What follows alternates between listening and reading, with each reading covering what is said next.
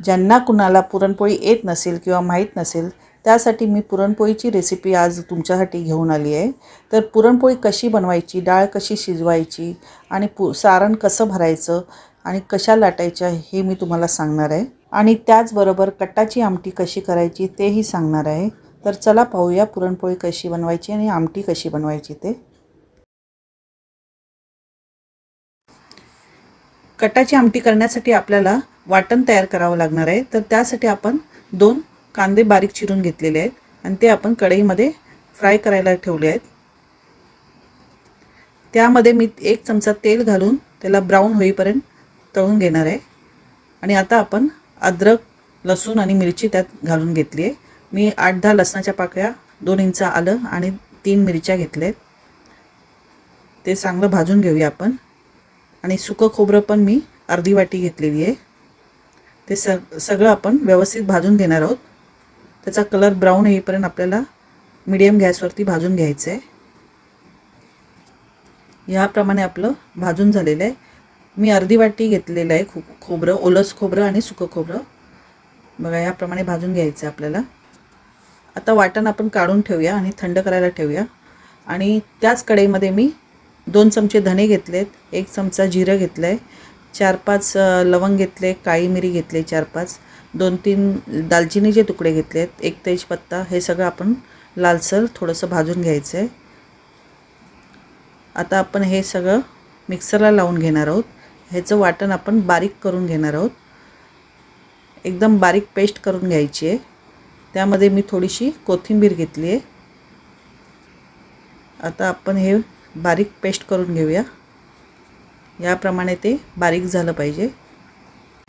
आता आपण एका पातेल्यामध्ये 2 मोठे चमचे तेल घ्यायचं आहे। तेल भरपूर लागतं कटाच्या आमटीला, तर तेल मोठे चमचे घेतलेले आहे मी।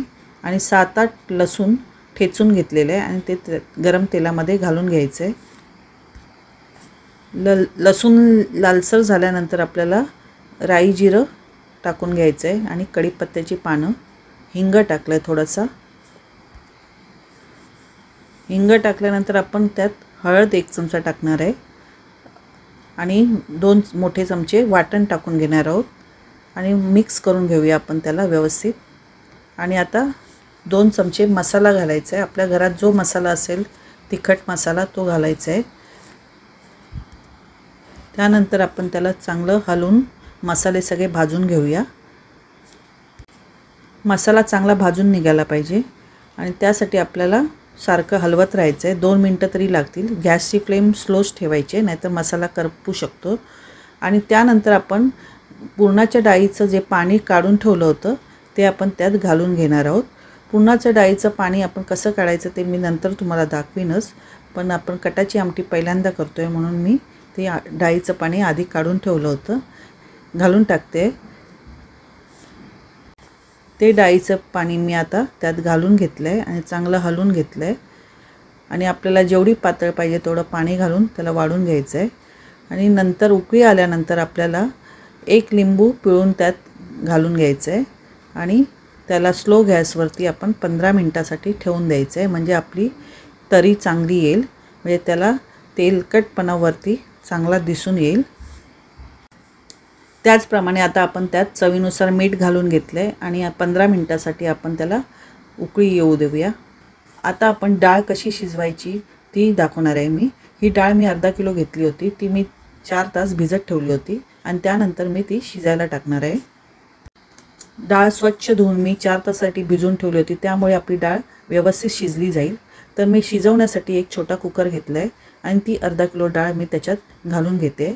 आता डाळ मी कुकरमध्ये ओतून घेतली आहे आणि त्याच्यामध्ये 1 ग्लास पाणी घातलं आहे आणि ती आता आपण 3 शिट्ट्यासाठी गॅसवर ठेवायची आहे। डाळ आपली शिजून होईपर्यंत आपण पीठ मळायला घेऊया। त्यासाठी मी एक काचेचं बाउल घेतलं आहे, त्याच्यामध्ये मीठ आणि हळद घालून घेतली आहे आणि त्यामध्ये मी 2 पेले गव्हाचं पीठ घेतलं आहे आणि 1 पेला पाणी घालून त्याच्यात मी मळून घेणार आहे। जर तुम्हाला गव्हाच्या पिठाच्या पुरणपोळ्या करायच्या नसतील तर 1 पेला गव्हाचं पीठ आणि 1 पेला मैद्याचं पीठ पण घेऊ शकता। तर याप्रमाणे आपण पीठ मळून घेतलं आहे आणि तेल लावून त्याला अर्ध्या तासासाठी आपण ठेवून देणार आहोत। आता आपली कुकरमधली डाळ शिजलेली आहे, याप्रमाणे आपली मऊसर झाली पाहिजे. आता आपण ती डाळ कढईमध्ये ट्रान्सफर केली आहे, कारण आपल्याला ती हलवून बारीक करायची आहे. तर आता आपण कटाच्या आमटीसाठी पाणी काढत आहोत एका पातेल्यामध्ये. बघा, याप्रमाणे आपण कटाच्या आमटीसाठी पाणी काढलेलं आहे. आता आपली डाळ पूर्ण पाणी काढल्यानंतर ती हलवत आपल्याला त्याला सुकी करायची आहे, म्हणजे त्याच्यात पाणी राहिलं नाही पाहिजे. आणि जेव्हा ती ड्राय होईल त्यानंतर आपल्याला अर्धा किलो डाळीला अर्धा किलो गूळ टाकून त्याला मिक्स करून घ्यायचं आहे. आणि गूळ टाकल्यानंतर आपल्या डाळीला जरा पाणी सुटलं आहे. बघा, ह्याप्रमाणे ती लिक्विड फॉर्ममध्ये येईल, पण ते आपल्याला आटवायचं आहे. पुरणपोळीला चण्याची डाळ लागते आणि चण्याची डाळ काही जणांना बाधते, त्यामुळे आपण जायफळ आणि सुंठ पावडर त्यात घालून घेऊ शकतो. याप्रमाणे मी जायफळ त्याच्यात टाकून घेते आणि आता ती चांगली मिक्स करून घेऊया. आणि जायफळची पूड मी 1 टीस्पून घातली आहे. याप्रमाणे आपली डाळ ड्राय झाली पाहिजे. आता ही ड्राय झाल्यानंतर आपण मिक्सरला लावून घेतो आहे आणि ती ड्राय होता आपली डाळ थोडीशी बारीकही झालेली आहे, म्हणजे त्याचं पीठ तयार झालेलं आहे अर्धं. आणि मिक्सरला लावून त्याला पूर्ण बारीक वाटून घ्यायचं आहे. आपल्या पुरणपोळ्या मऊसूत होण्यासाठी आपल्याला पीठ व्यवस्थित मळून घ्यायचं आहे. तर पीठ आपण 1 तासासाठी भिजत ठेवलं होतं, तर ते आपण व्यवस्थित मळून घेणार आहोत.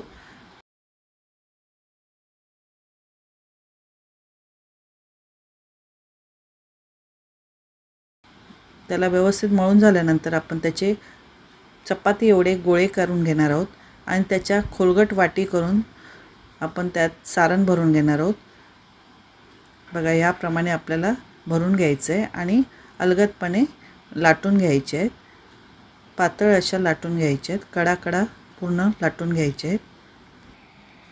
याप्रमाणे आपण भाजूनही घेत आहोत आणि लाटूनही घेत आहोत. बघा, याप्रमाणे पुरणपोळी आपली तयार झाली आहे. अशा प्रकारे आपली पुरणपोळी तयार झाली आहे आणि कटाची आमटीही तयार झाली आहे. जर तुम्हाला माझी ही रेसिपी आवडली असेल तर प्लीज मला लाईक, शेअर, सबस्क्राईब करा. नमस्कार.